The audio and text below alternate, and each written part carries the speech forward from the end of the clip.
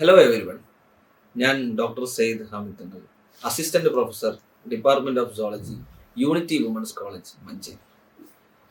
Fourth year ഡിഗ്രിയുടെ രണ്ടാമത്തെ സെമസ്റ്ററിലാണ് നമ്മളെല്ലാവരും ഉള്ളത്.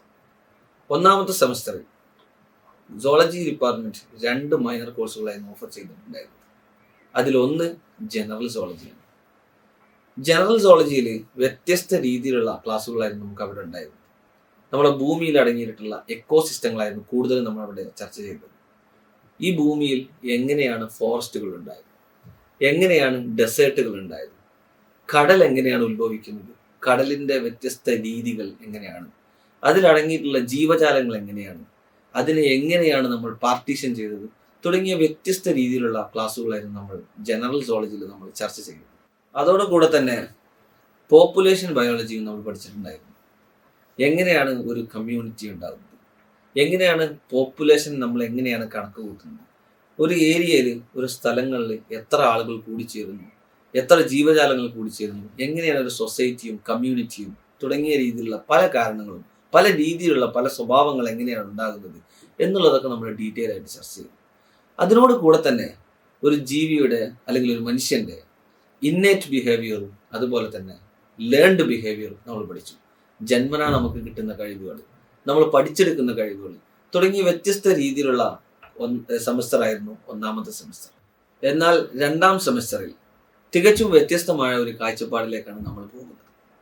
ഒന്നാം സെമസ്റ്ററിൽ നമ്മൾ ഇക്കോസിസ്റ്റവുമായി ബന്ധപ്പെട്ട കാര്യങ്ങളാണ് പഠിച്ചതെങ്കിൽ രണ്ടാം സെമസ്റ്ററിൽ ഇൻട്രൊഡക്ടറി ഹ്യൂമൻ ഫിസിയോളജി എന്ന് പറയുന്ന ഒരു ഭാഗവുമായി ബന്ധപ്പെട്ടാണ് നമ്മൾ പഠിക്കുന്നത്.